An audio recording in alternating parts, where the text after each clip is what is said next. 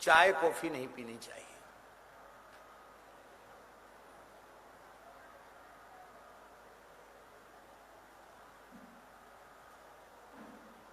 आहार शुद्धौ सत्व शुद्धि, आहार की शुद्धि से चित्त की शुद्धि का बहुत गहरा संबंध है। भारतवर्ष को पतन के गर्त में ले जाने के लिए अंग्रेजी शासन में चाय कॉफी, चलचित्र सिनेमा,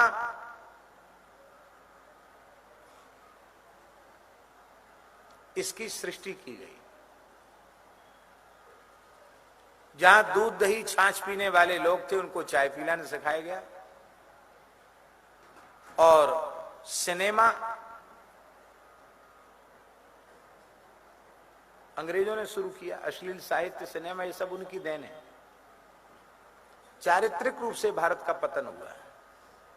देखो, बीकानेर के एक बहुत अच्छे वैद्य जी थे, यहां वृंदावन में शुक्सा कुंज में वो कुछ काल रहे। हमारे महाराज जी से उनका बड़ा प्रेम था। महाराज जी से जब आते थे इतनी बढ़िया संस्कृत बोलते थे, मीठी संस्कृत, बड़ी मधुर संस्कृत बोलते थे। महाराज जी से संस्कृत में बातचीत करते थे, बहुत ललित संस्कृत बोलते थे, और हंसते थे तो उनकी पूरी बत्ती सी दिखती थी। दांत भी एकदम साफ रखते थे, और हंसते कहते थे, ये नकली नहीं है, असली है, ये असली। ये और कहते थे, और बोलते थे 96 वर्ष की आयु है मेरी। 96 वर्ष की आयु थी, रिक्शा में नहीं बैठते थे, पैदल ही चलते थे। इकहरा शरीर था। नाड़ी पकड़ते ही आयुर्वेद के श्लोक बोलने लग जाते थे, और रोगी ने अपनी तरफ से रोग बताया तो डांट देते थे, बोले तेरा इलाज नहीं करेंगे, हम वैद्य किस बात के हैं, हम नाड़ी देख के बताएंगे क्या कमी है।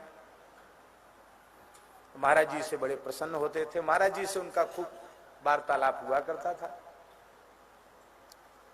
तो उन्होंने एक बात कही, उन्होंने कहा कि मनुष्य उसको स्वस्थ रहने के लिए, भारतीय मनुष्य को विशेष रूप से स्वस्थ रहने के लिए 3 चीजें जरूरी है। कोई भी मनुष्य स्वस्थ रहने के लिए भोजन, निद्रा और ब्रह्मचर्य, ये 3 ठीक रहें तो स्वस्थ रहेगा। तो बोले चाय जो है, वैद्य जी कहते थे सुक्सा कुंज वाले, चाय, बोले चाय सबसे पहले आमाशय को बहुत कमजोर कर देती, भूख कम हो जाती चाय पीने वालों की, उनकी पाचन शक्ति बहुत खराब हो जाती चाय पीने वालों की, पचता नहीं कुछ भी।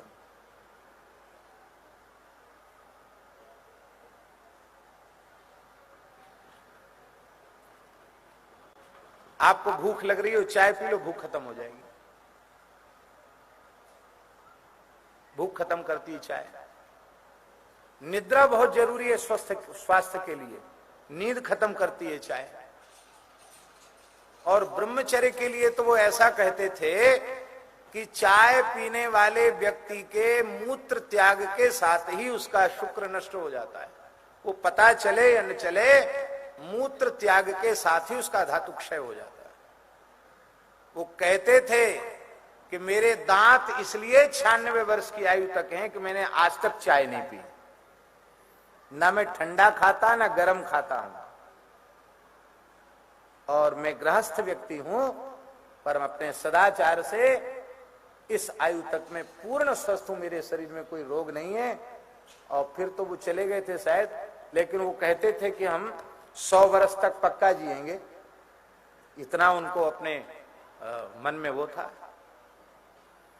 1984 में हमारे महाराज जी ने ब्रज 84 कोस की परिक्रमा दी।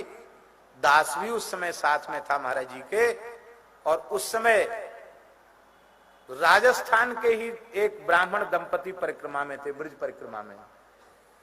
महाराज जी ने पंडित जी का तो नाम तो रखा था नंद बाबा, और उनकी पंडितानी का नाम रखा था मैया, महाराज जी ने यशोदा मैया। तो यशोदा मैया तो सबसे आगे चलती परिक्रमा में।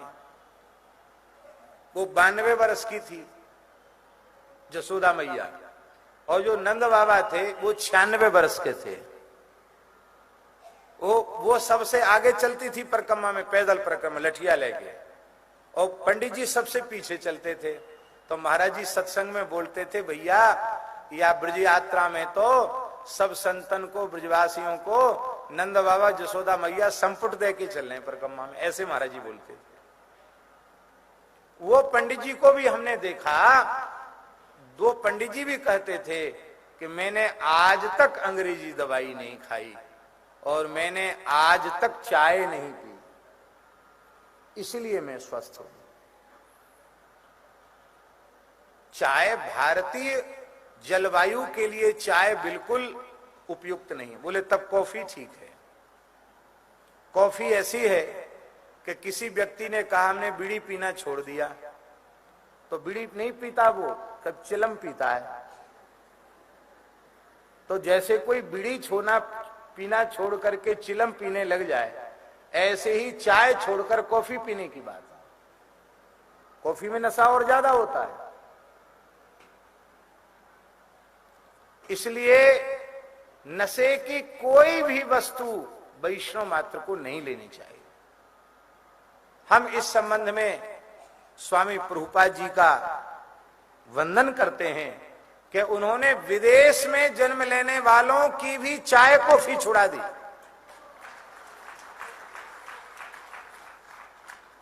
अमेरिकन, यूरोपियन लोग थे, उनकी चाय कॉफी छुड़ा दी उन्होंने। प्याज लहसुन तो बहुत ऊंची चीज है। यहां रहने वाले लोग प्याज लहसुन नहीं छोड़ते, चाय कॉफी नहीं छोड़ते।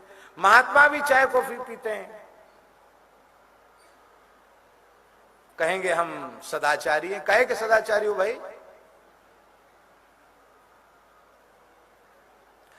कोई सिद्ध पुरुष पीते हो तो वे सिद्ध हैं, उनकी वह क्रिया हमारे लिए अनुकरणीय नहीं है, क्योंकि हम सिद्ध नहीं हैं, हम तो सामान्य जीव हैं।